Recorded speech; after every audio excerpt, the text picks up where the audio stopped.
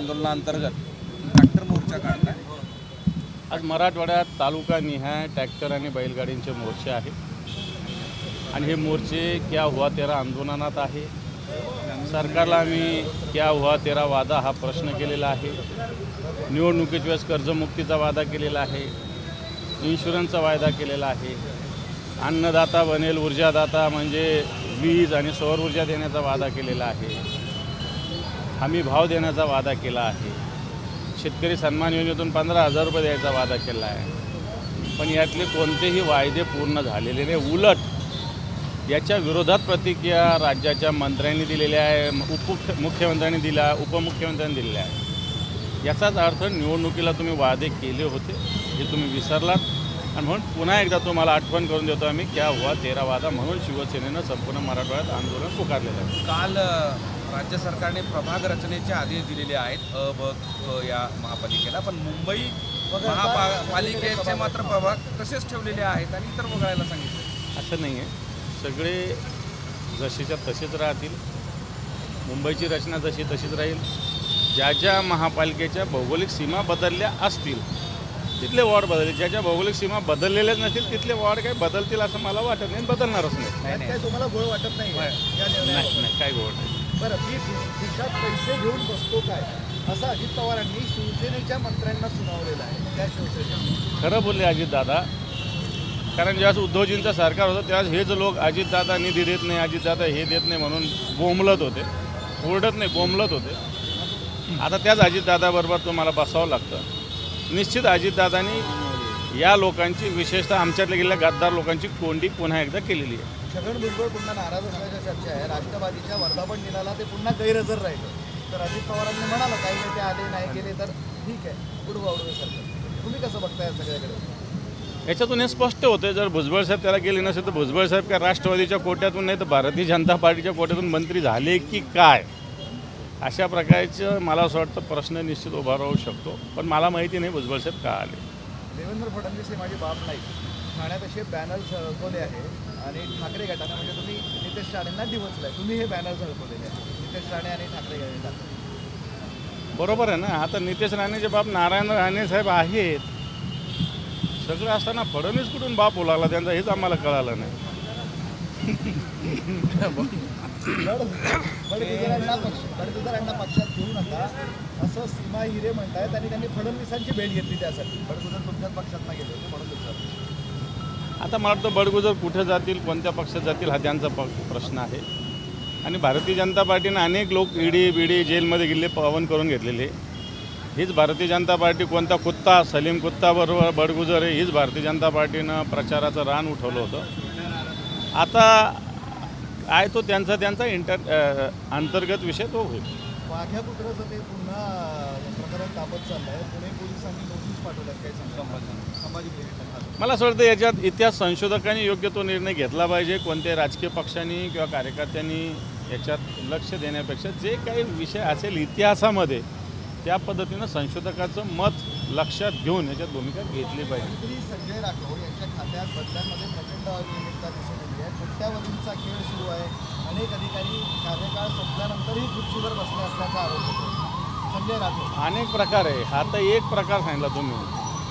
कित्येक जलसंपदा आणि जलसंधारण खातं वेगळं झाल्यानंतर या खात्यातल्या अधिकाऱ्यांना तुम्हाला कुठं राहायचं स्पष्ट अभिप्राय घेतल्यानंतर पुन्हा एकदा कित्येक लोकांना या खात्यात संजय राठोडांच्या आशीर्वादानं घेतलं गेलेलं आहे। त्यांच्या खात्याचे तब्बल 903 वर्क ऑर्डर देवेंद्र फडणवीसांनी म्हणजे मुख्यमंत्र्यांनी रद्द केलेले आहे। बाकीच्या खात्याच्या काय नाही केल्या, याचा अर्थ काहीतरी त्याच्यात गौडबंगाल आहे आणि मला वाटतं त्या खात्यामध्ये असंच काम चालू आहे, त्या सुधारण्याची आवश्यकता आहे। देदाम आणि करकाम असं सध्या वेगवेगळ्या खात्यामध्ये दिसून येते। वेगवेगळ्या नाही, सगळ्याच खात्यात हे, फक्त एकट्या संजय राठोडांच्या नाही, सगळ्याच खात्यामध्ये कॉन्ट्रॅक्टरांची चलती आहे। कॉन्ट्रॅक्टर काम सुचवतात आणि मंत्री काम करतात। आता या ठिकाणी कुठेतरी जी आपल्या संभाजीनगर महापालिकेने एक योजना राबवली, संबंध नसताना सामाजिक न्याय खात्यात ती योजना राबवते असं माझ्या कानावर आलं। जी वस्तू 10-10, 15-15 लाखाची ती 1.5-1.5, 2-2 कोटीत घेतली जाते असं मला कळालं। आणि म्हणून या राज्यामध्ये सगळे मंत्री, मी तर प्रत्येक मंत्रालयाचं सांगू शकतो, समृद्धीचं बघा नांदेड जालना 35% आपण टेंडर केलं. याचाच अर्थ हे कोणाच्या खिशात जातं हे लक्षात घ्यायला काय लोक काय वेळे नाही, त्यांना या गोष्टी कळतात. जर प्लॉट प्रकरण तुमच्या कानावर आलाच इकडे MIDC. फार MIDC फार आक्रमकपणे मी त्याला काल प्रेसला बोलण्यापेक्षा वैधानिक पद्धतीनं उद्योग मंत्र्यांना मुख्यमंत्र्यांना रितसर लिहिलेला आहे. 2 प्लॉट तिथं होते. त्या 2 प्लॉटपैकी एक मोठा प्लॉट MIDCचा आरक्षण उठवून संजय शिरसाडांच्या कंपनीला दिला गेलेला आहे.